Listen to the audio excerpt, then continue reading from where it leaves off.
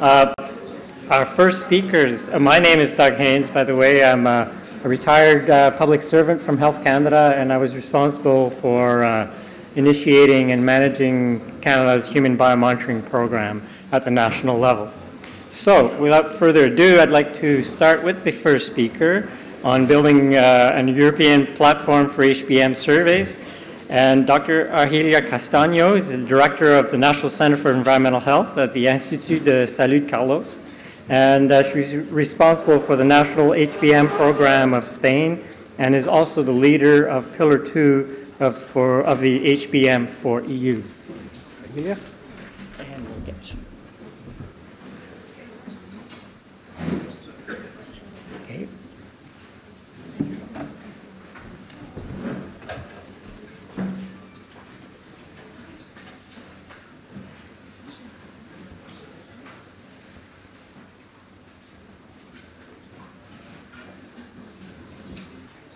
Excellent. There you go. Thank you. Thank you very much. Good afternoon, everyone. Thank you, the Austrian presidency, for inviting us and for organizing this fantastic conference and week. We are very lucky because we have a fantastic weather also in this beautiful city.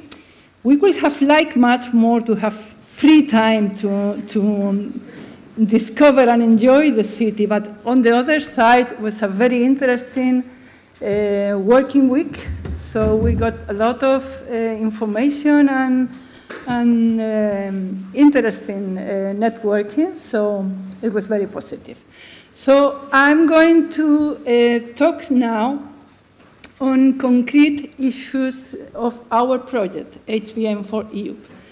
And I'm going to talk about the platform, the way that we are building the platform for human biomonitoring surveys.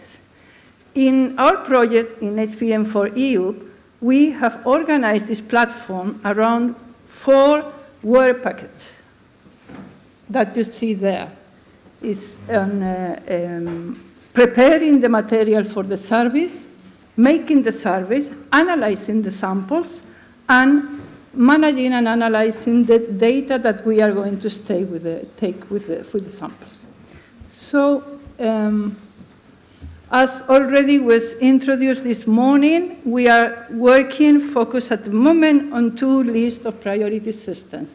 We have started already our activities, and the activities that we are going to explain now are related with the first list of priority systems, but we already have the second list, and perhaps some of the activities can be initiated in parallel, covering these 2 lists of systems. So, starting from the beginning, the first thing that we have done is to mapping the biomonitoring activities in the different participating countries. Remember that we have the honor to have 28 countries participating in the project. So we have been making questionnaires to map the activities with the idea to discover or to identify the knowledge gaps and also to use the activities to solve these questions that we are going to answer. Here you have the answer we have got in 2017 and in 2019. And here, this is a graph of the activities. This is a preliminary results, particularly for the second group of priority systems, what is quite recently made.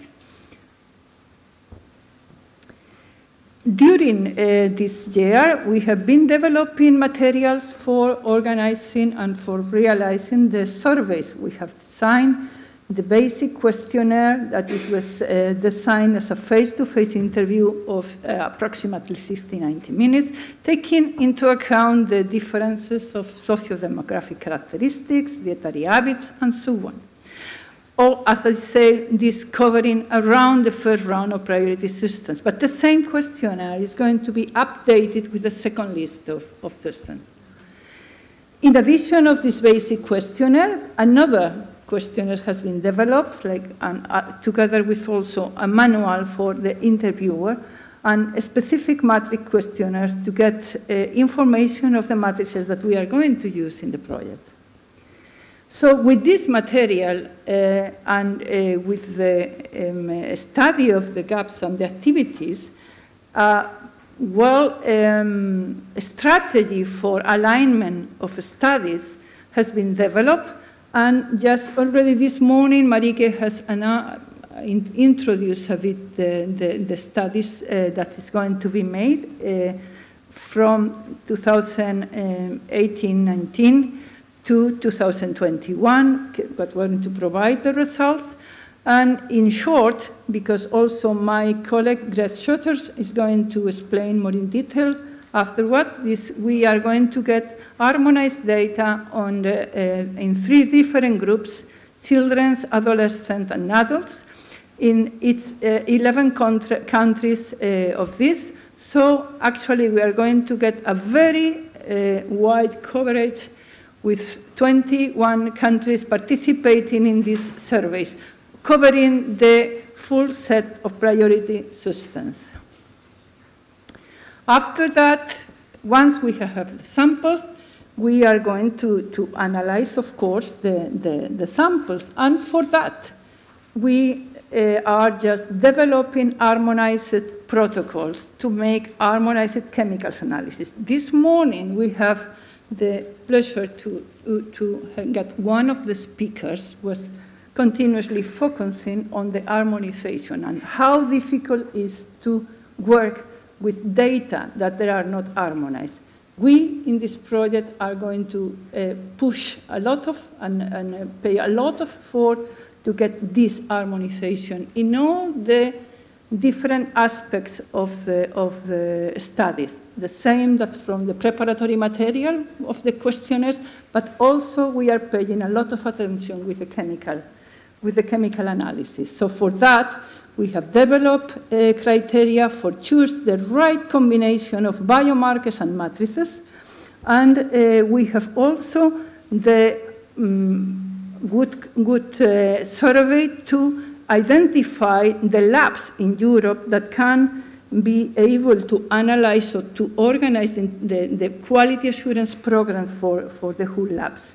So with this, we have been designing the quality assurance scheme for the project and preparing, organizing interlaboratory exercise to give a good idea on how we are going to get fully assured quality data in the analysis.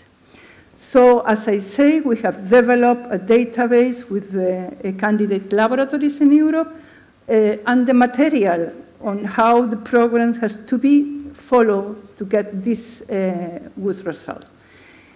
At the moment, we have been starting with the first interlaboratory exercise on the first priority list, at the same that what's complicated because it's a lot of laboratories participating, a lot of countries, so we need the intervention of 8 institutions to organize the interlaboratory programs on 75 biomarkers in 5 different matrices: urine, blood, serum, plasma, and red blood cells. And we were coordinating this by monthly teleconferences. But we were very happy because we got a lot of involvement on the different laboratories in Europe. So we got 24 countries participating. Here you have a view of the different participation depending on the systems. And so we got almost 86% of participation, what was really remarkable for the whole consortium. And finally, we are working hard to provide harmonized data. So we have developed a data management plan with good dealing with the statistical analysis of the prioritizing substance in order to develop EU-wide reference exposure values, and then make these values available for the whole community and policymakers. So today we have been talking about IPChem in different talks. I also like to talk about IPChem and how important it is and how will interesting be to have all this data available for different bodies, European bodies, also users and institutions. Also, this question of the data is going to be treated in more detail in the next talk. So, if we make a summary of the platform that we have been trying to build and the tools that we are like to put on the table for making this different analysis, we have been taking from the inclusion and disclosure criteria to the recruitment and selection with the SOPs, the sampling with the same matrices, time-bound sampling, chemical analysis, and data analysis and management plan. So in reality, what my talk like to reflect is that we have been working in different pillars to provide a good platform of harmonized tool for getting harmonized exposure data of the European population. And nothing more, I just like to acknowledge all the partners and WorldPact leaders, tax leaders, and partners of this pillar too, who are making an incredible work on getting this ahead. So thank you very much.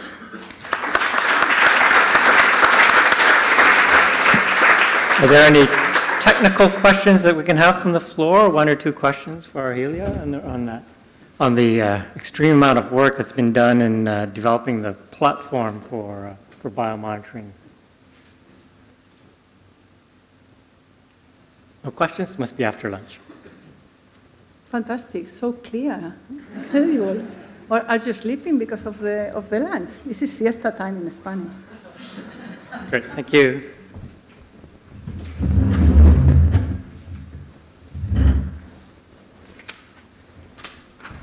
See if I can get it right this time.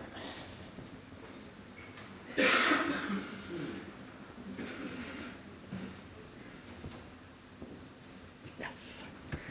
Great. Our second speaker this afternoon is Dr. Griet Schutters, who will be speaking, who is the Program Manager of Environmental Health for the Flemish Institute for Technological Research. I guess it's better known as VITO in Belgium. Great, thank you. She'll be speaking on HBM data and IPChem, collecting and analyzing EU-wide HBM data and making them available through IPChem. Great. Thank you, Doc. So again, IPChem. Huh?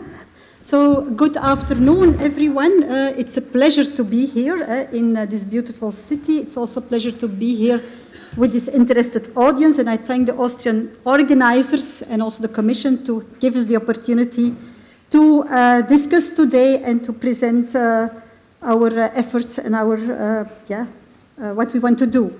So I will touch about what we are going to do with how we collect the HBM data and what we want to do with them in our HBM4EU project.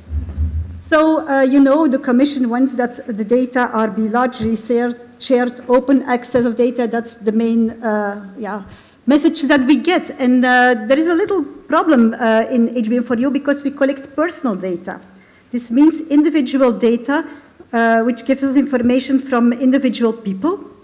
We also want to share and analyze together these data. So we need to exchange the individual data sets. And then we would also like to make them available. We would like to make the data available and the results available. And therefore, our hope goes to IPChem. Why do we want to do it? Because we have the policy questions we want to answer. And if you look at the policy questions, they ask, for example, what is the level of internal exposure to chemicals in the EU population? Are safe limit values exceeded? What are spatial trends? So if people living in the north or the south or the east, have they different exposure levels? Are exposures going up or going down with time? And are policy measures, such as restrictions, for example, are they effective to reduce the burden of chemicals in people? In order to do that, we have to look at, we have tried to collect European-wide data, and we will do so. So we identified, as you heard already, a set of first-round priority substances. They have been shown already many times, I think. And we have also another list of second-round priority substances. So we will collect a lot of data. That's what we expect and what we hope for. And because of these questions, so we will not only get the concentrations of chemicals in the people, but we also will get some personal information from the people. We want to know where they live, in which country they live, whether they are male or female, which age they have. So these are really personal data. We also would like to know more about the socio-economic status. What is their education level? Is this important for the exposure level, for example? We want to have some information on environmental and lifestyle of the people. So this is really personal data. So what we did until now, we tried to inventorize whether there are already existing data in Europe, HBM data, and for the first priority set of chemicals. And we looked for this list, for these chemicals, whether there are studies, and we have divided Europe in 4 regions. And you see here, for example, that we have already identified 181 studies, 60 in the north, 80 in the west, 24 in the south, 17 in the east. So there is a considerable amount of information already available. You see also on top how much of the people, of the European population, lives in these geographical regions. So most live in the west, less live in the eastern part.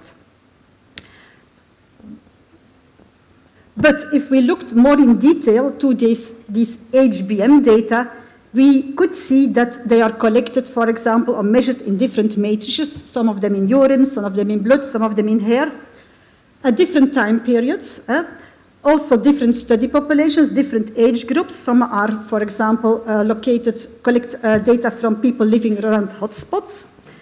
There is no real QA/QC exercise on comparability of the results, and it's not always possible to get individual data sets. So what we did in the first place was we set criteria. Which data sets can we combine, which can be included, for example. Now we also provided an R script to aggregate the data in the same way so that the data which exist, at least we get them in a uniform format. And we also provide a harmonized template so that we can really at least treat the data, the existing data, in the same way. And we are now seeing and working with this data to answer some of the questions. For example, which mixtures occur in the European population? What is the PFAS exposure, for example, in European birth cohorts? So there are different questions we can try to answer already partially with this existing data. But if we are interested in recent exposure, the last 5 years, for example, we have to collect new data. And that has been presented, I think, a few times already today. So we are, again, trying to include different countries from the different European regions in our survey. In total, we have about 500 million inhabitants in Europe. And we will select 2 or 3 countries, sampling points, who will contribute to deliver data from each region. So in total, we will have 10 or 11 sampling points per age groups, because we are not going to measure everything in each age group. We will consider children between 6 and 11 years old, teenagers between 12 and 18 years old, and adults between 19 and 39. This is limited, but with the resources we have, we cannot cover the whole age range. So we have focused on some important age groups which are also logistically feasible to perform. So we will get for each of the age group about 3,000 subjects that will participate, and those subjects come then from different countries. We will get some information on their age, on their income, on their educational level, on their environment and lifestyle conditions. And we will measure also not all the compounds in all the age groups, but we have selected per age group compounds which are scientifically sound to measure them in these age groups. So, we will get all this data together and describe the average exposure, the population, the higher levels of exposure. We will stratify the data according to age and population density, for example. We will also try to learn more about the effects of diet, consumer behavior, by using questionnaire information, and also by trying to combine other data monitoring sets with our HBM data. We will also try to make some link to health by including, hopefully, some effect biomarkers in this survey. What will we do then with the data? So, as I said, our intention is to bring them into IPChem, because IPChem has already a module on environment, on indoor, on food. It would be very nice to have an HBM module in IPChem. So then we can cross-link also these different compartments. IPChem also allows to give access, to define the access levels for these data sets. For example, EU Commission and agencies, national bodies, the HBM4EU consortium, or the general public. So this is a nice intention, I think, but we have to deal with, because we have personal data, with ethics. So we should make sure on forehand that the study persons give their consent to share the data for use in HBM4EU and to share them. Then the other aspect we have to deal with recently is the GDPR, which makes our life a little bit complicated. But we try to find a way on how we try to find a way to organize ourselves. So we are aiming for putting metadata, so these are the descriptors of the studies, aggregated data and anonymized data in IPChem. For this data set, identification of subjects is no longer possible, so there is no identification code available. For the pseudonymized data, where you can still identify the subject, then we will, our suggestion is to put the data in HBM4EU repository, which is closely linked with IPChem and which will be hosted as well at GRC. So IPChem will contain only anonymized data. Open access is possible, and you can define the access level for different groups of users, while the repository contains also pseudonymized data, so the individual data on exposure and the accessory data, in full respect with the GDPR, and the access is restricted to consortium members and members of the European Commission and the agencies, but every time the data controller, the data owner, should give access to the data user on a specific request for using the data. For the moment, there is still a little problem. The use of the repository is still on hold because the Commission still has to find out ways on how to deal with pseudonymized data, but I think this will be solved in the very near future. So we have described everything in the data management plan and data policy. We also have ready guidelines and forms to transfer data into IPChem. And the nice thing is that we have already a lot of metadata sets, so they describe the data set, they don't contain the real data, in IPChem, and you see different countries are active in different ways to bring their data into, their metadata into IPChem. We also have a good view on whether the countries want to share their individual data sets. So in orange, you see the countries who want to share individual data sets, and so they are waiting and willing to share their data sets. So I think it's a very good signal that they want to work together and exchange their data. So maybe to conclude, I can say that there will be a very close collaboration between HBM4EU and IPChem. HBM4EU will overview and combine existing HBM datasets, will generate new datasets. They will go to IPChem for the long-term repository, definitely the metadata, and we will have a free accessible platform for providing access to HBM4EU results, also hosted at the GRC. And then we also have the network of scientists, the expertise of the scientists who can contribute to developing further functionalities in IPChem, how to display the HBM data in an optimal way, and also to give input for cross-media analysis.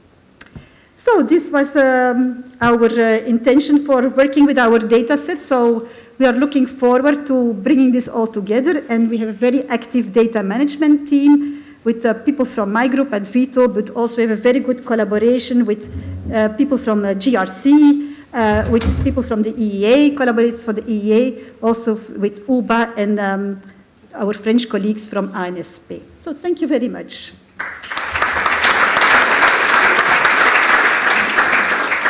Well, thank you, Greet, for providing us with that overview of the data management and the survey profiles or planning as well. Are there any questions? We have time for a few questions from the audience. This is It's after lunch. No, no. Yes, okay.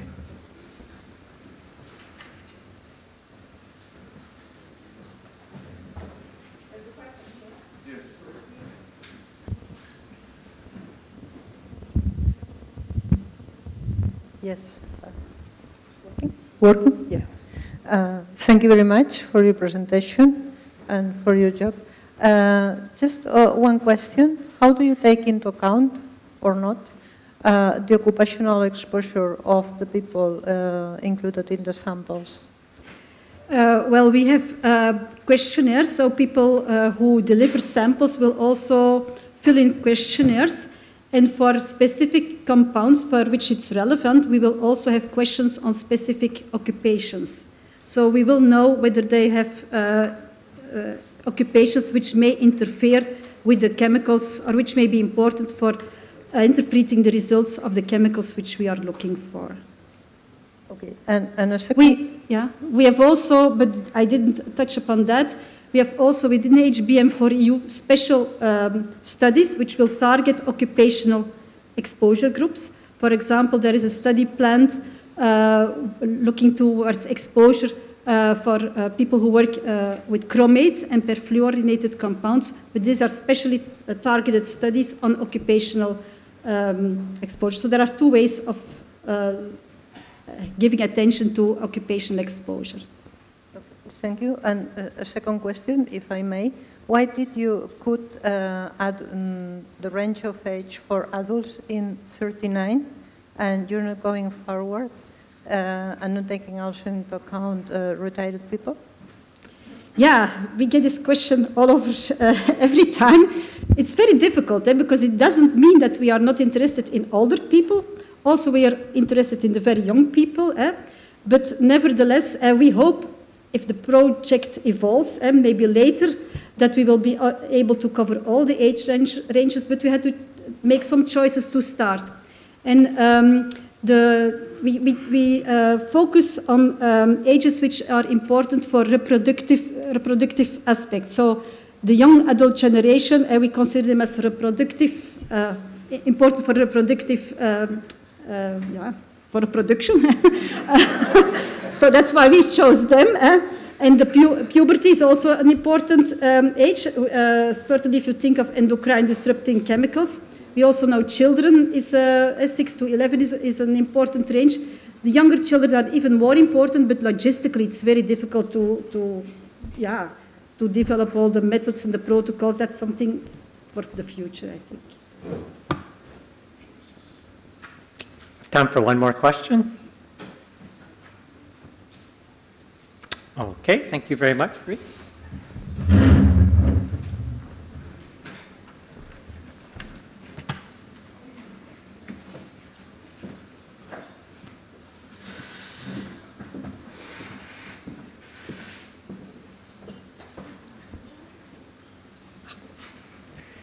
Our third speaker is Catherine Gansleben. She's head of the group on Green Economy Integrated Environmental Assessment Program at the European Environment Agency. And Catherine will be speaking on creating impact, communicating HBM4 EU result to end users. Catherine? Thank you very much. I've already reproduced, so I'm not important anymore. Anyway, I've served my function in society. Good afternoon, ladies and gentlemen. just to wake you up.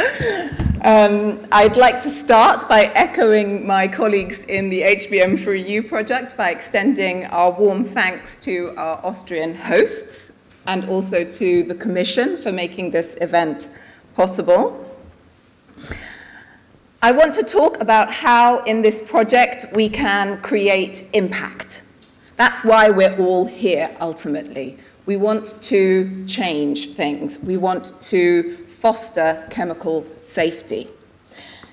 In this project, our principal ambition is to build a bridge between science and policy, to undertake science that delivers on the needs of policymakers, risk assessors, and risk managers. But we also want policy to be open to evolving issues in science.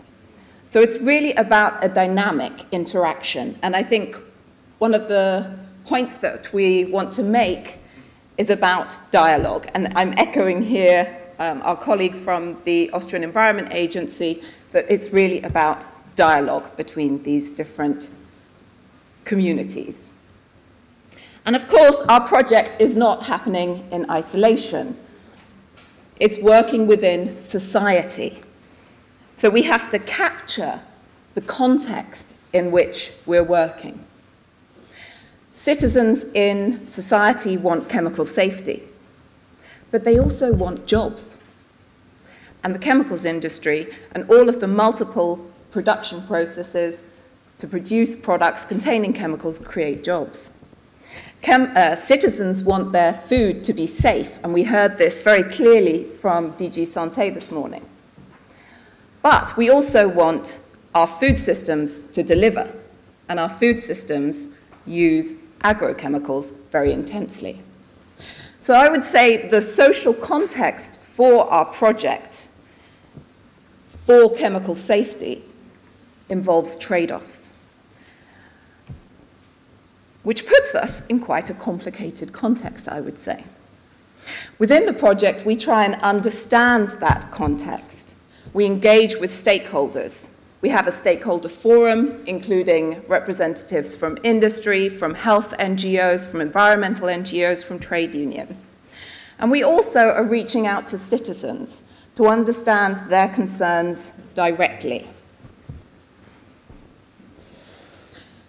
In terms of how we capture these different priorities within our project, we started by prioritizing the substances that we want to work on. We have a list now of 18 substances, and we developed that list. We identified those substances in collaboration with policymakers and in collaboration with stakeholders, scientists working together with policymakers and stakeholders. We have then worked to design the activities that we will implement within the project on those substances in order to deliver on the questions that we heard from policymakers and stakeholders. And I think in designing those activities, we really want to deliver knowledge that people can use, that our stakeholders can use, that risk assessors and risk managers can use.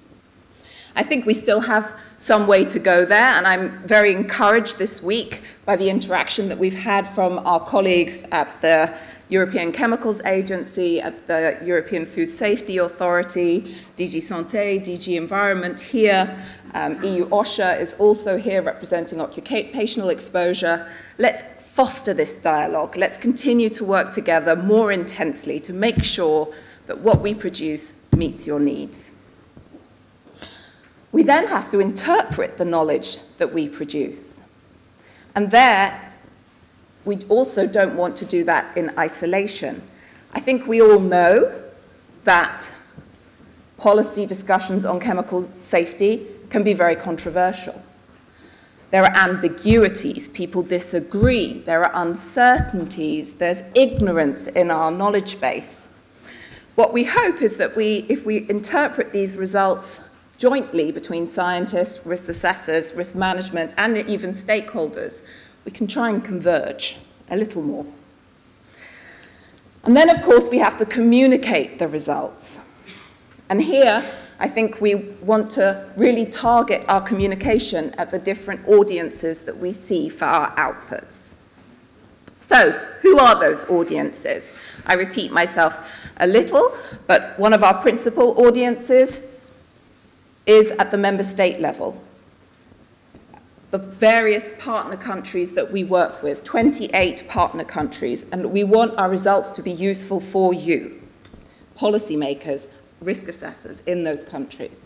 Of course, then, I already mentioned our colleagues at the European level in the EU institutions, risk assessors and risk management. But we also heard today from our colleagues in UN Environment, particularly working on the chemicals, multilateral environmental agreements, and also from WHO, from Marco. And I think we see you as users, and we want to foster this ongoing collaboration. I already mentioned the members of our stakeholder forum, some of whom are here today, with whom we had a useful dialogue already this week to better understand your knowledge needs. Also the trade unions, the citizens as well. And I'll come back later in my presentation to what we've done explicitly to reach out to citizens. Always a tricky bunch to get in touch with. And yet here we all are. Scientists. The majority of the people in the project are scientists, so of course we have very rich networks here, but we all communicate in different ways, and so the language that we use to communicate with scientists will be different to the language we use to communicate with citizens and even risk managers. And let us not forget the participants in our sampling work, the individuals who give their blood, their urine, their hair to us. We need to feed back our results to them as individuals in a clear and understandable way. I already mentioned this concept of having a joint interpretation of results. And here we've already kicked off this work. You may have seen we already have produced results on bisphenols and on phthalates. And we are having a dialogue with risk assessors and risk managers and stakeholders to understand how we might apply these results. In November, we have a workshop foreseen in Brussels where we will sit around the table and have an open dialogue on the meaning of these results to try and have more convergence in our understanding of what they mean and how they might be applied. We also are producing communication products, a range of products targeted at our different audiences. In terms of risk assessors and risk managers, our goal is to produce policy briefs on each of the 18 HBM-free priority substances that we have. We already have substance-specific web pages on our website where you can access detail on the priority substances. And we will translate these as we produce results into policy briefs that provide an overview of our work on each substance. And then, of course, we are also producing targeted input to specific regulatory processes, and I'll go back to this.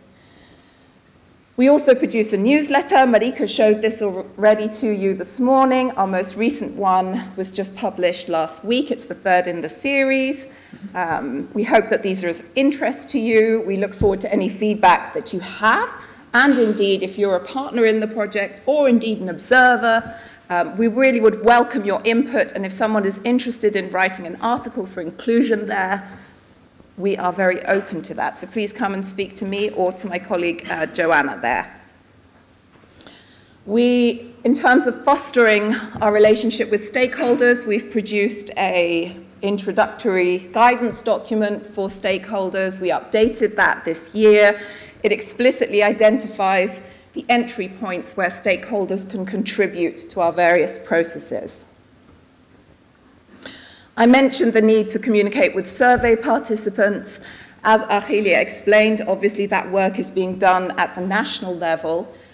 We will produce guidance at the project level, but of course that communication needs to be done in the local context. So that will then be undertaken by our local partners.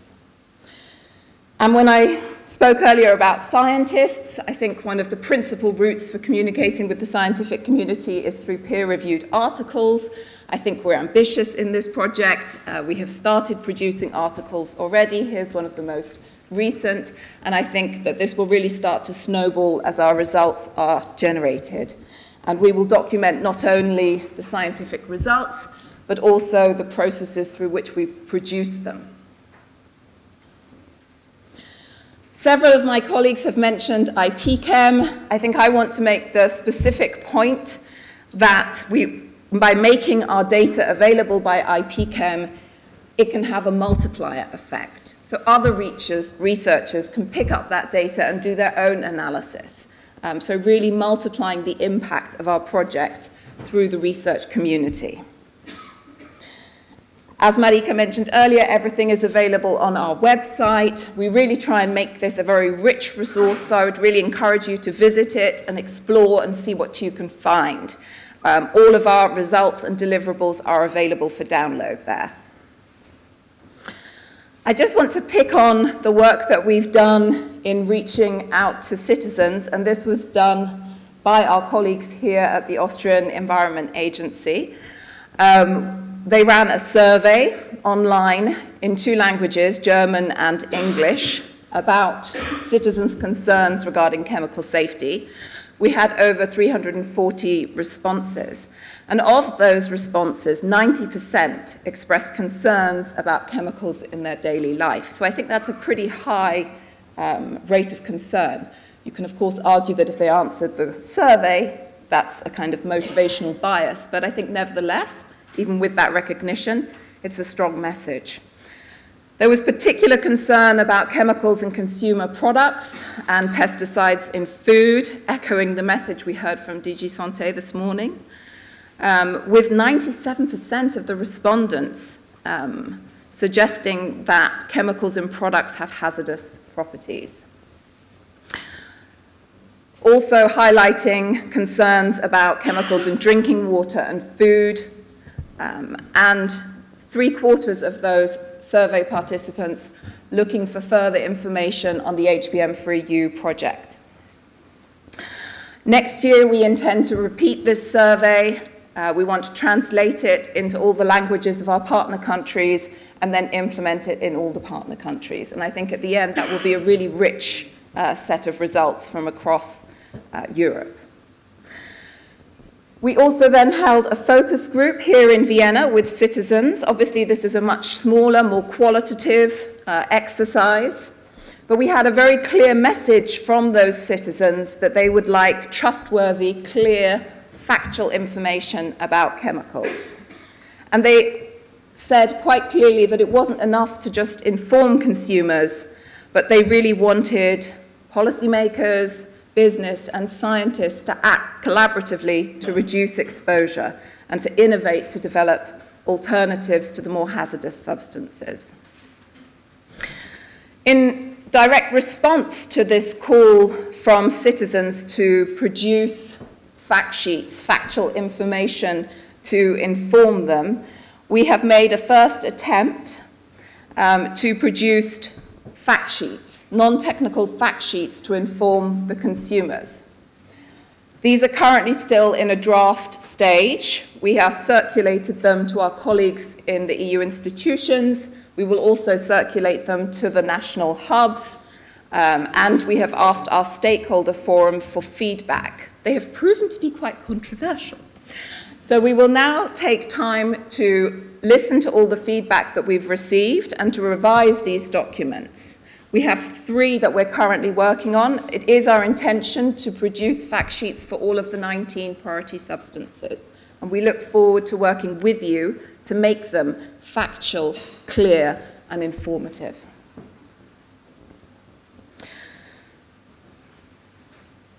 to show you how I think we'd like to structure our thinking on delivering impact, the way that we have learned this week, I think, to structure it is by really dividing it into a series of questions. What are the knowledge needs of the different audiences we're responding to? How might we produce that knowledge that we see is needed? When do we need to produce it for? In the regulatory process, timing can be everything. 2 weeks too late, and the decision is made.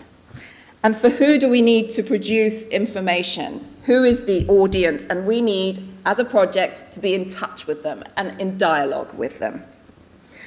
So just as a small example in terms of what we've done on flame retardants, ECHA had a call for evidence on 3 flame retardants in support of a restriction proposal, which I believe came from our Danish colleagues.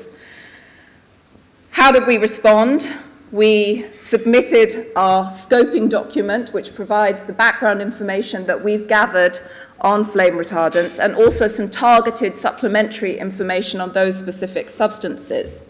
In terms of when, obviously a call for evidence from ECHA has a deadline. In this case, it was February, so we had to act fast. And who? The ECHA Risk Assessment Committee. So we hope that this information has been useful in informing that discussion. Looking forward, mercury is one of the substances we've just identified. What might we offer? We might offer an understanding and interpretation of the existing evidence. The Democorphis project was already mentioned and contains human biomonitoring data on mercury for the European population, not for the full population. I think it was 7 countries. And we also have extensive technical expertise on human biomonitoring for mercury. How might we help? Well, we can feed this into the Minamata Convention process. As you know, we have a new international convention on mercury. That convention is currently reflecting upon how they might evaluate progress. We want to be part of that dialogue. We may be able to offer capacity building. So what are we going to do? We're going to go to the next Conference of the Parties in October of the Minamata Convention, and we're going to talk to the Secretariat and to the parties and see what we might add. Finally, on pesticides, just to pick up on the discussion that we had this morning with DG Santé, we have worked together with EFSA and with DG Santé and with ECHA to identify priority pesticides. We also had extensive input on pesticides from our member countries and from stakeholders. There are significant concerns about pesticides in the general population and also about mixtures. So how should we respond? We will integrate pesticides into the aligned studies that Argelia introduced earlier, and include work on mixtures of pesticides under the work on mixtures. In terms of the time frame for this, it's our ambition to link our production of data with the work that's already being done to monitor pesticide residues in food and feed. This is under a Commission regulation, the Multi-Annual Community Control Programme, with a time frame of 2018 to 2020. And for who, we really hope to work closely with our colleagues from EFSA and from DG Santé to make sure that this meets your needs. This is my last slide. I go back to my first point, essentially, which is about the fact that our project sits in the nexus between science and policy and society. So we really aim to contribute to a debate on chemical safety through HBM for EU. Thank you.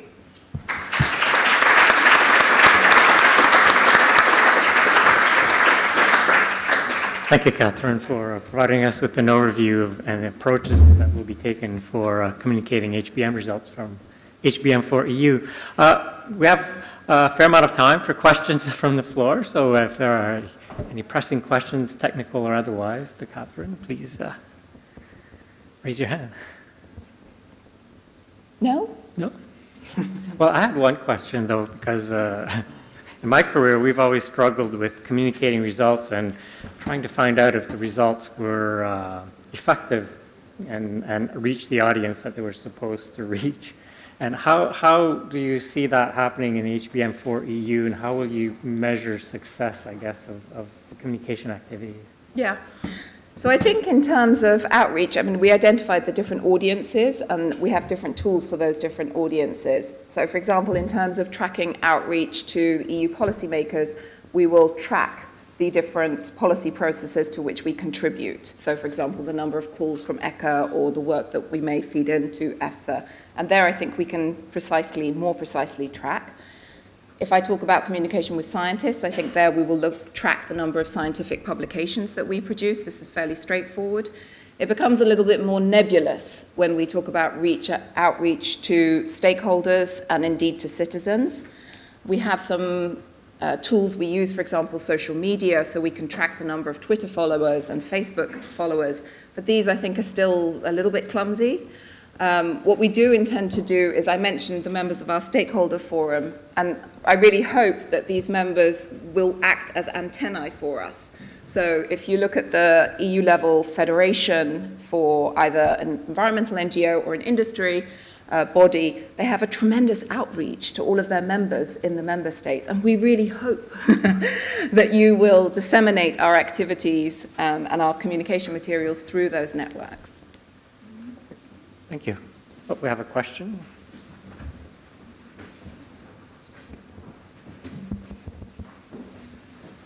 Yes, thank you very much. So I would like to know a little bit, maybe one elephant in the room is the industry. So what are your links or how you approach industry? And so.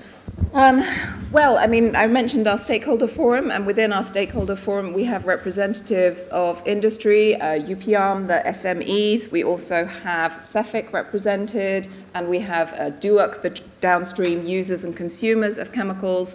So I would say those bodies are the ones with whom we have the principal contact, and indeed who are able to comment on many of the products that we produce, the communication products. But also I would say, you know, industry is in the room. We know each other by now. We talk frequently. I very much appreciated the presentation from BASF. And I think certainly in the occupational work, we have occupational studies ongoing there. We're obviously collaborating directly with industry to enter into their installations. So I think it's a link that we appreciate and that we want to foster. Maybe I may just add, as a stakeholder, they also give input on, for example, the long-term vision. They also give input on nomination of chemicals. So we take the information they can provide on board. So there are different other ways also where they can give input, and we try to look at it from different perspectives. Yeah.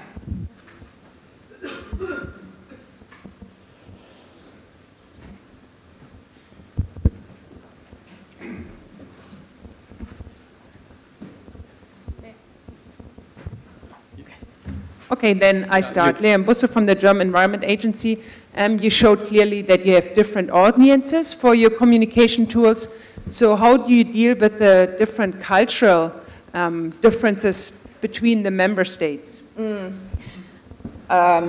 is a tricky one. I mean, I guess we produce most of our communication products in English at the European level, and then we have the option of translation into the different national languages. So, for example, we produced a leaflet, an introductory leaflet, which is available in 15 different languages. But I think you're maybe looking a little bit level lower. Yeah, beside language in terms of, I think what we really rely on there is our national hubs. You know, we have national hubs and we have experts from each country, and when it comes to translating materials into the domestic context, then we're dependent upon those national representatives.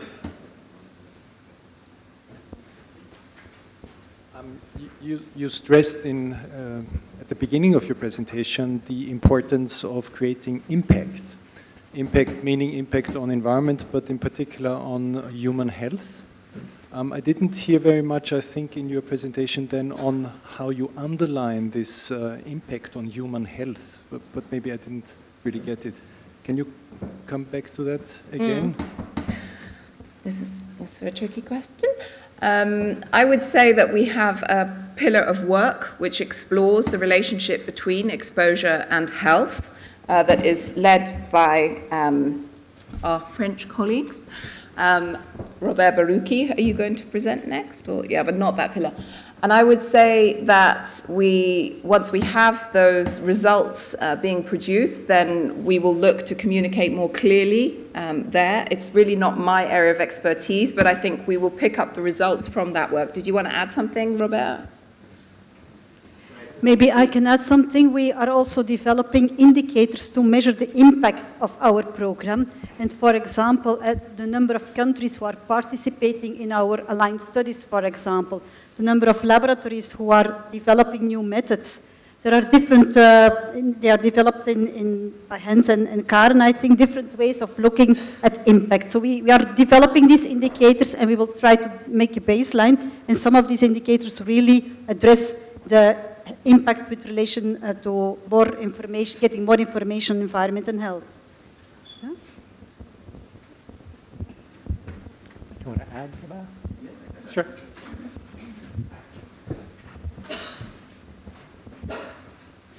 Well, yes, in Pillar 3, we are studying a number of novel approaches in this field that would connect the exposure to a certain substance to the effect of this substance on health. For example, I think this morning Marike cited AOPs and adverse outcome pathways. We are also studying effect markers that could be coupled to exposure markers to know whether there is an effect. We are also studying mixture effect, etc. I mean, there are a number of axes that are there to support the implication, the possible implication of a substance to a health effect, so that we do not have only the exposure, but also its relationship to health. There's another question right there. Yes, I was involved over 10 years ago. We had lengthy discussions about this, and the only way to produce reliable data is to use either nested case control studies in cohorts, nested in cohorts, or cohort studies. What the last commentator was referring to is intermediate endpoints that are not that reliable. So at that time, 10 years ago, there was this children's initiative. I don't know what happened to it, but there was a big attempt in the US to really put money into this, and the idea was to establish a cohort of 100,000 children from conception and to follow them up to their adulthood. And even there, with 100,000 cohort, it would have been extremely difficult to tease out certain effects. Let's say, for example, childhood cancers would have been almost impossible to study, even in a cohort like 100,000. So what I'm a little bit afraid is that after spending 72 million euros, we end up of having exposure levels and very little knowledge about possible cause and exposure and causal effects of chemicals. Great, thank you. Can I add? Yeah, sure. Well, I agree with you. For some outcomes, you definitely need a very large population. This is agreed, and I think that the US cohort never took place. I think it didn't function. However, there's a cohort in Japan that is with its kind of number, and there are a number of other cohorts. Obviously, here we will not be able to develop. This is a survey. I mean, we will develop this kind of survey. However, part of our activity is to use existing cohorts and see whether with an additional assay, for example, for a chemical, we could increase the amount of knowledge using existing European cohorts, so that would add to our knowledge on the causality and would increase our knowledge. I'm not sure we will, in all cases, have the final outcome. However, everything that we could do to increase this relationship between an exposure and an effect is, I think, welcome in this case. think Dennis would like to add something. If I may, first of all, obviously, HBM4EU is part of a horde of environment and health projects in the EU. There's 3 well-known exposome projects which actually address exactly this issue.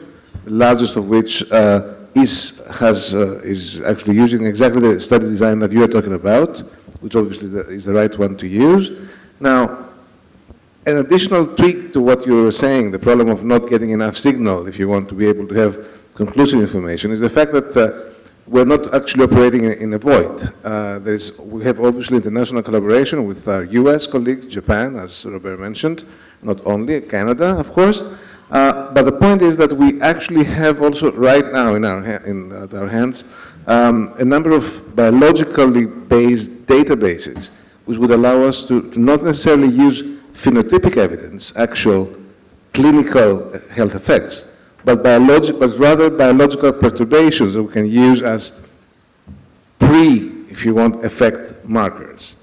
And that can happen with, on the one hand, lower numbers in terms of the study, and actually much faster than waiting to observe a very clear signal on a very adverse health outcome like cancer. So a combination of approaches is what we're doing here to make this thing become a realistic plausibility. Otherwise, we will never have an answer except for after 20 or 30 years. And I think the European population cannot wait for that.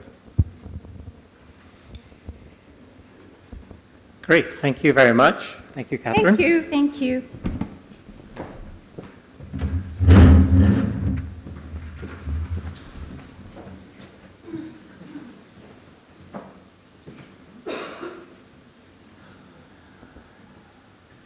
Perfect. Great, our next speaker is Dr. Carl Gustav Bornhag. He's a professor and head of public health sciences at Karlstad University in Sweden, and he's also affiliated with the Icahn School of Medicine at Mount Sinai in New York in the United States. His work focuses on early life exposures to environmental factors, and he is also a member of the HBM4EU Advisory Board. So welcome. Thank you very much. Yes, I'm going to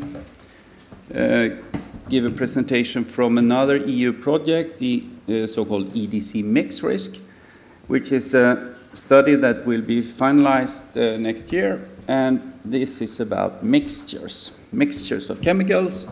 And I think all you in this room today know that this is a kind of a black cloud that is above us, that we talk about single chemicals, but we are exposed for mixtures. And in this project, we have tried to develop different approaches by integrating epidemiology with experimental toxicology. And I'm going to talk a little bit on that issue. I'm starting with a quite boring picture. Don't read it, but this is urinary levels of phenols and phthalates in the SELMA, the Swedish SELMA study. I will tell you a little bit more about the study later on, but look at the yellow column, and I'm quite sure that you know what this is about. You can see that this is the number, the percentage of 2,325 females that have each of these compounds in their urine. So the picture is quite clear. Almost all of us have all these compounds in our bodies. And in the SELMA study, we are right now have been analyzing more than 50 compounds, suspected or proven endocrine disruptors, and we find 41 of these 54 compounds were found in more than 75% of the pregnant mothers. This is from first trimester measurements. So, I mean, it's obvious. We are not exposed to single compounds, we are exposed to mixtures. But risk assessment is based on single compounds. And this is, of course, a big challenge. And to set our work into a context, we can see, I mean, what we are doing today in risk assessment is that we look on single compounds, we try to set actual exposure in relation to some reference doses or whatever it is. guideline values, and we are concerned if this quantum is above 1. This is nothing strange, but this is the way we are doing it today. This is built upon the dose-response paradigm, and we have poor animals that we expose and try to learn when we can see some effects of this. This is straightforward. We come up, this is a picture where we have looked on HBM values and the American BE values for 4 phthalates in this case. I will talk a little more about them later on, but as you can see here, the 99th percentile of the 2,313 here, Selma mothers, in relation to the guideline values. And you can see that almost none is above. We have a few of them for DEHP. But in a way, how do we handle this problem? In addition to that, we have, during recent years, tried to use what we call a cumulative approach or an additive approach, which is the same approach, so to say, but we add them up in relation to their reference doses. And Andreas Kortenkamp, that is known here, of course, is maybe one that have made a lot of things here. And the point is that maybe these single compounds, all of them are under the guideline values, but together something happened. And he founded this saying something from nothing.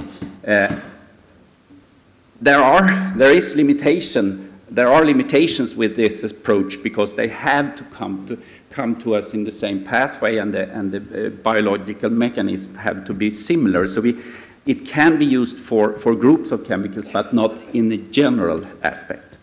So what we have tried to introduce and work with for the last 2 years is what we call a whole mixture approach. And this is based on a paradigm or an approach that we call sufficient similarity. And I will give you just some insight in that, not in detail, but there is 2 papers coming quite soon. One is already published, so you can read more details if you are interested.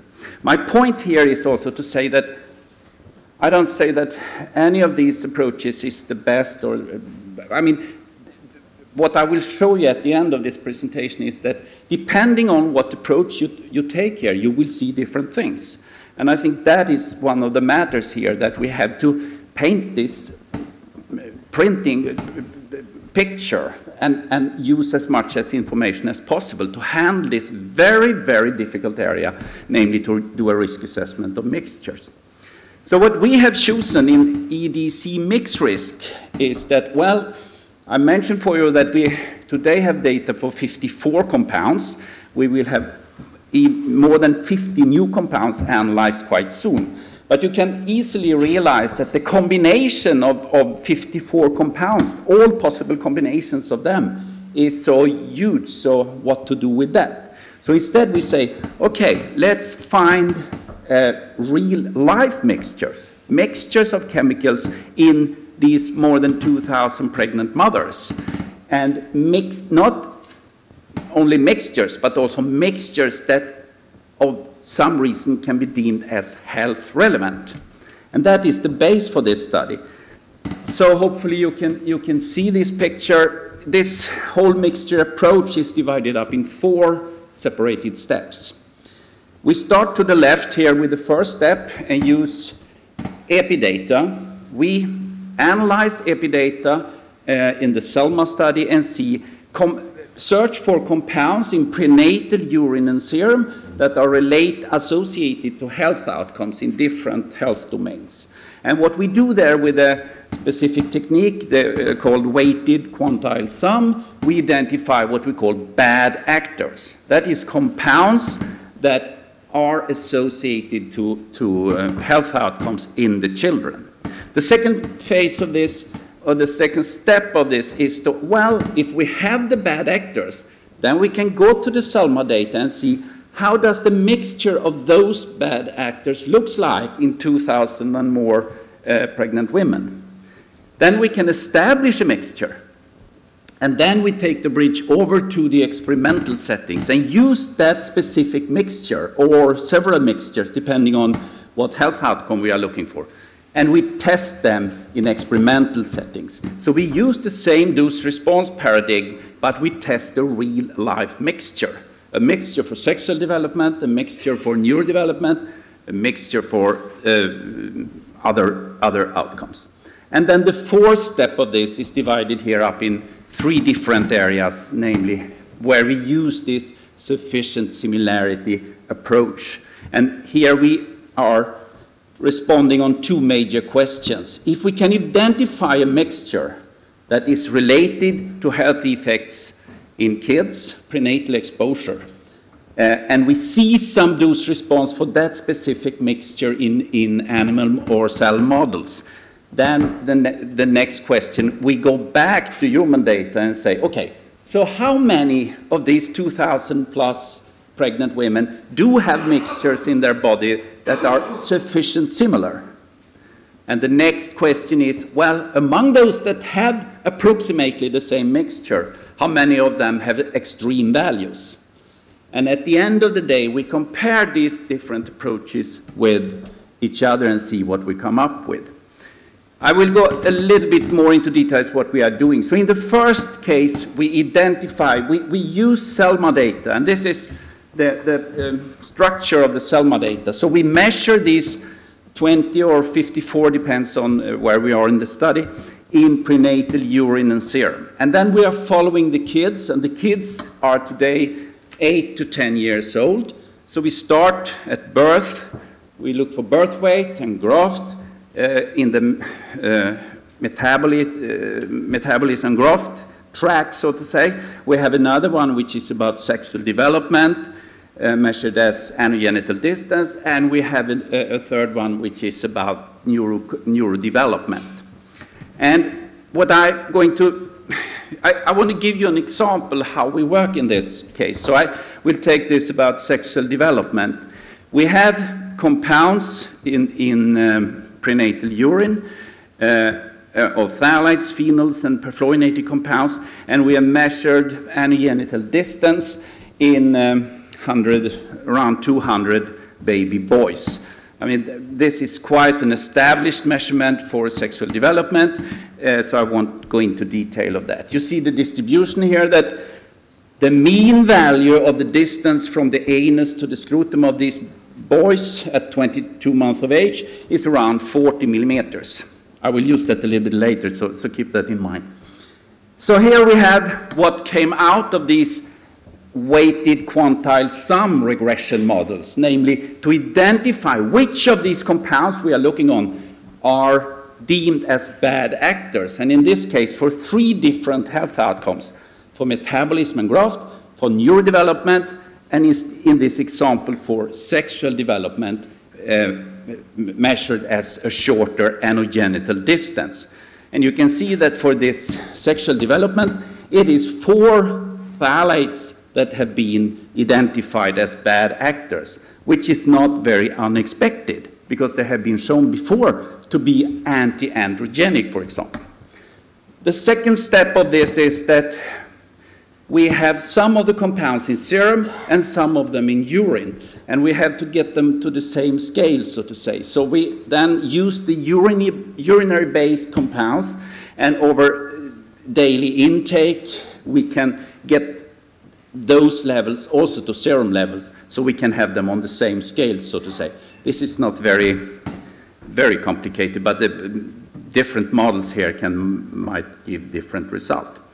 And the third thing is then to make a mixture of this. So when we have established this knowledge about bad actors, then we go back to the CELMA study and say, how does it look in these 2,300 mothers?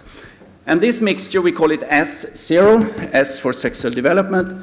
And I talked about 4 different compounds. And here you can see in the middle that we have the levels in the CELMA mothers, and we have the mixing ratio. So DBP in this specific mixture should be 33%, BBZP should be 16%, and so on. And then we make mixtures of this. And we dilute these mixtures into concentrations. You can see here from 0.1x, 1x, 10x, 100x, maybe 1000x, And 1x is then what is a typical level for a Selma woman, namely the geometric mean for the Selma model. So we are bringing over exposure levels to the experimental that reminds of what we have seen in the Selma study. So here we have made the first 2 steps. In the third step then, we took this mixture S, and one of the partners in this consortium from Greece put that into a mice model.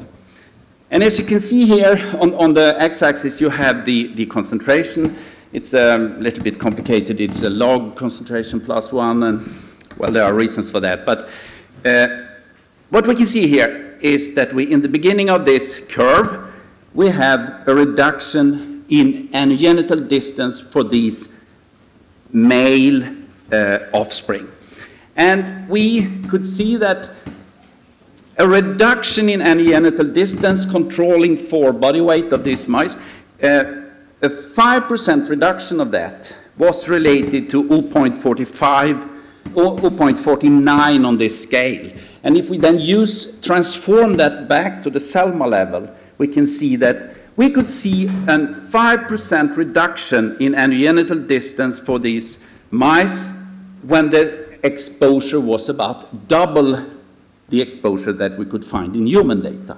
So this is not 10,000 times higher. This is on a level where we find in Selma. And I asked you to remember this 40 millimeters, because if we go back to the human data, we have an earlier publication on anogenital distance in the Selma data. And here we looked on the single compounds. But the interesting thing here is that if you look here, we have the compounds to the left, and in the middle of the table, you see the beta values for this regression model. And the point is that the values for the beta here could be seen as millimeters. And it means that we had a reduction if we increase the exposure in this human data set from the first quartile to the upper quartile, the reduction in anogenital distance is roughly 1.5 to 2 millimeters. And you remember that the mean value for these boys were 40 millimeters. So this is also roughly 4 to 5% reduction in the human data, which was exactly what we did see in the animal model, which I think is kind of strengthened this data. Okay, then we found a dose response, and then we have to go over to this 4th step, which is what we call today SMAC, which stands for Sufficient Similarity Approach. And that is, the first question of this is, namely, how can we have established a mixture. We have tested that mixture. But that mixture is based on a geometric mean of all these females. So in reality, I'm quite sure that there is no single mother that have exactly that mixing ratio in their bodies. So therefore, we use this approach of sufficient similarity. It means that we set the criteria, which is based on that we can see if we let the reduction in AGD go from 5 to 8%, then we get another dose on the scale, so to say. And when we do that, I mean, here you can set different criteria, but this is a way to do it. And we could find that 85% of these Selma mothers had a mixture of these 4 compounds in their body that were deemed with these criteria as sufficient similar to the reference dose that we have tested. Okay, that's the first question. The second question is, well, among those that have sufficient similar mixtures in their body, how many of them have extreme values, so to say? That means that they have that constellation, but they have higher levels for single of the compounds. So we deem that as a worse situation. And this is not a very complicated statistical issue or math issue. But what we found was that among those, 15% had extreme values. That is out of those that had a similar mixture. If we take then of the total population, that will be 13%. So details for this calculation, there is not time to go through them, but this is, hopefully tonight I will send in the resubmission of this paper so you can read about it soon if you are interested. What we have shown here is that with this sufficient similarity approach, we could find that 13% of the mothers in the Selma study were under risk.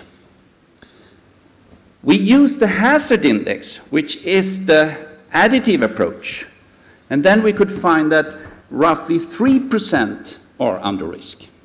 And I showed you a picture earlier. If we use the strategy that we are currently using in risk assessment, namely look at the single compounds one by one, it's roughly 1% or lower. So this picture is what we believe is telling us something. It's not absolutely straightforward how to transform this to a regulatory story, but we can see that when we took this mixture approach, we did see something completely different from when we looked upon them one by one. So my last slides here is about, to the right in this picture, we have this sufficient similar approach. But we have also done what you see to the left here, which is based on another technique, which is called the desirability functions. And in that case, we are using the epi data in the Selma study and look upon compounds for which we have HBM values or BE values today, and some health outcome, whatever we are interested in, and try to calculate what would come up as a limit value if we look upon them as a mixture. And I won't present that because I have no time for that, but this is already published just some weeks ago. And the highlights of this paper is that when we are doing that, we could find that with the current HBM values or B values or whatever it is, we most probably have underestimated the risk with a factor from 1 or up to 100. And for me, this is maybe telling us that, I mean, one of the critical questions is, of course, how to handle mixtures in risk assessment. And maybe what we are arguing for in this article is that one way could be to use mixture assessment factors, which is kind of an additional risk factor that we can add on to the single compound's limit values. So these two approaches is what we bring to the table to start up this discussion, I would say. I'm not sure that we are right, but what I'm sure about is that when we do this, we see something else, something different from the current risk assessment procedure. Another question here is, of course, okay, but this is based on Selma data from Sweden. Does this work in Spain, in Greece, in England, whatever? And here, of course, it's a very interesting story to connect to the HBM for EU data and the biomonitoring data, because for testing the sufficient similarity, the SMAC approach I talked about, we don't need any health data. That is a matter more of having biomonitoring data. So I think there are great opportunities here for taking a step forward regarding mixture exposures. And we have to do that, because I am so more and more convinced that the way we are risk assessing chemicals today doesn't work. Thank you.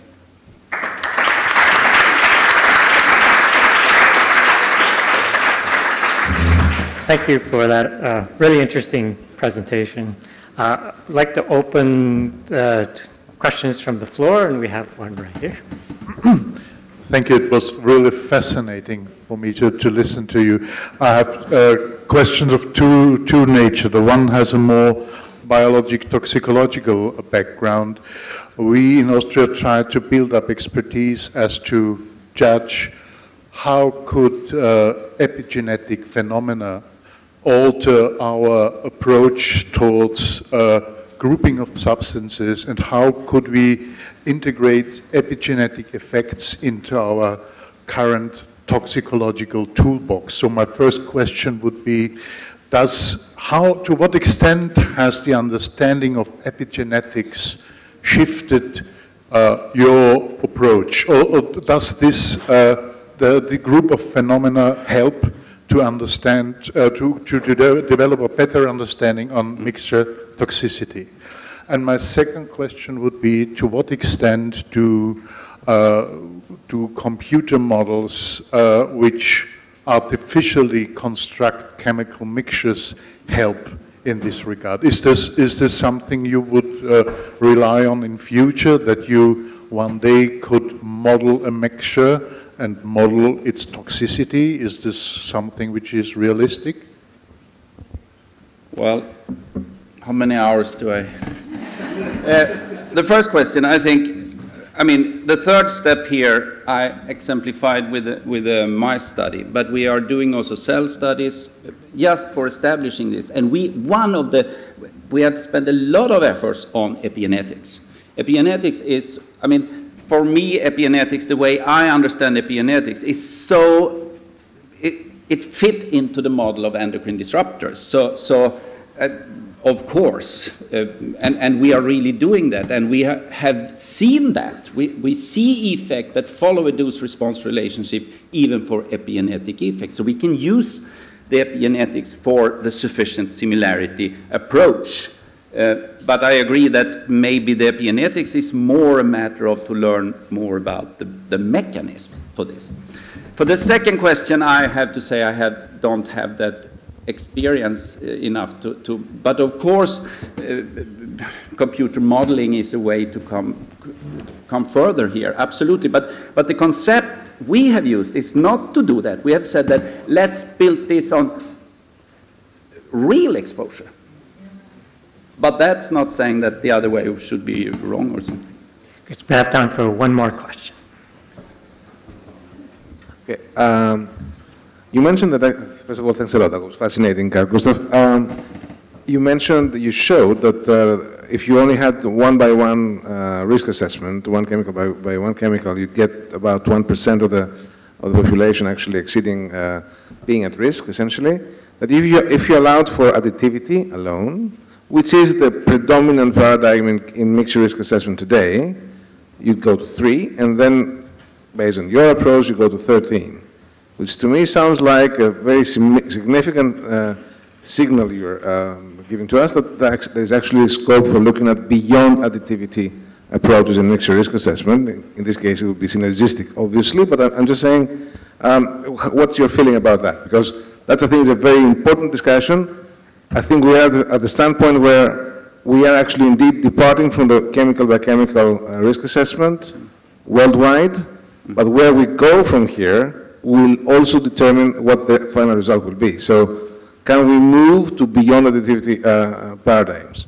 I think we have to move beyond that, but I'm not saying that the additive model is wrong, because the additive model as it is today with the hazard index, that can be used for risk assessment quite immediately, while the sufficient similarity story is not that easy. How do we transform that to regulation? So what I mean is that this have to exist in parallel, but I'm absolutely sure about, and I agree with you, that we have to come up here with smart ways to come further. And sufficient similarity is one way to deal with it. There are others as well.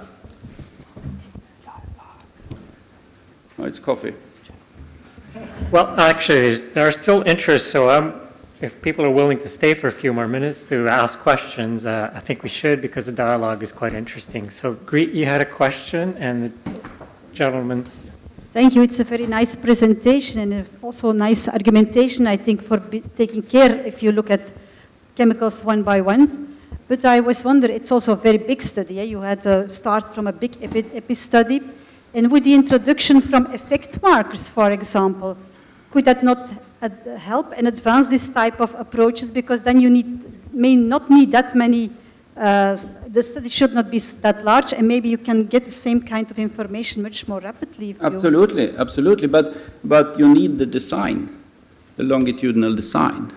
I don't believe in it if you do it on a cross-sectional design. Because, I mean, I'm coming from the area where we are focusing on what we believe or suspect is endocrine disruptors. And in that area, early life is very important, the fetal development and infant development. So, but the effects maybe is seen later on. So I think, but I totally agree. We are also doing that. We go now for metabolomics. We do a lot of things in the CELMA, and effect biomarkers is, of course, very interesting, and we need more and better effect biomarkers.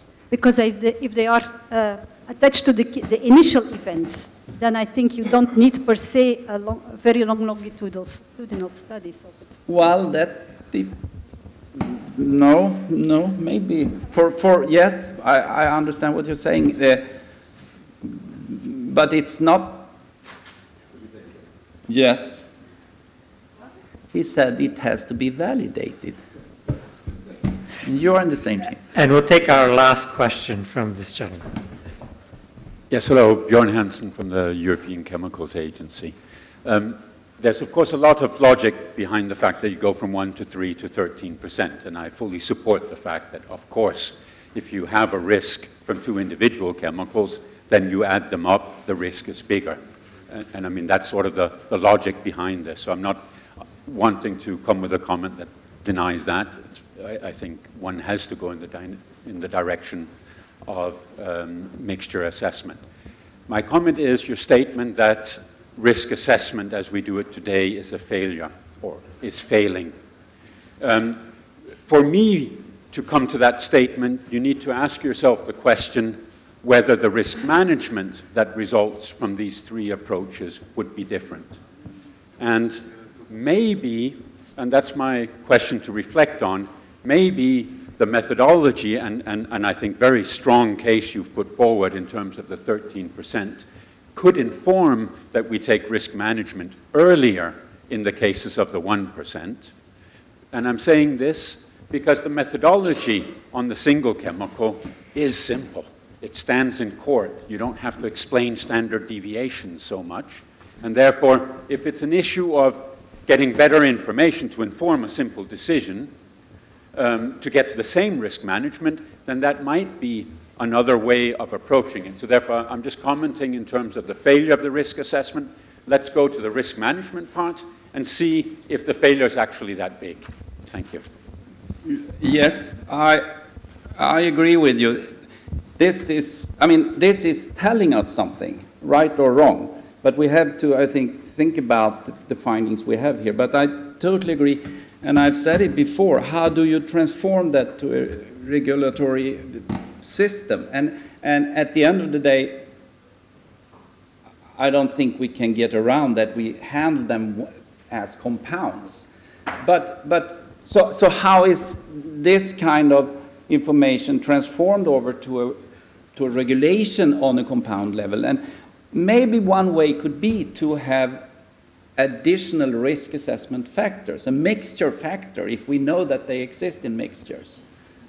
We haven't done very much there, but the second article I showed here indicate that we, because there we said that we maybe underestimate the risk here from nothing up to 100 times. And that in extension of that, it could be that, okay, but put another factor of safety on for the single compounds. I don't know, but I totally agree with you.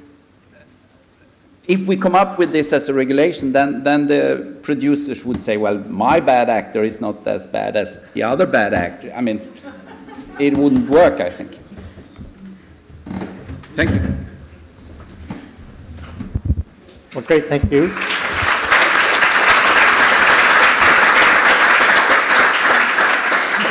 First of all, I'd like to thank all our speakers for the very informative presentations this afternoon. We've heard about the development of survey tools for HBM4EU, the development of sampling and data management protocols for this big project, how to communicate results when the results are, and to whom, and in a timely way as they become available. And finally, we heard about different approaches to doing chemicals risk assessment and evaluations of health outcomes. So I think this provides us with a very good food for thought, I guess, a very good basket of food for thought. I was also asked to remind you to post your questions on the mobile app, and I think we'll put the, yes, there we go. And finally, thank you very much for staying a few minutes longer into the session. We're now into coffee break, and we'll start at 13:40 or 15:45 sharp. So it's a bit short.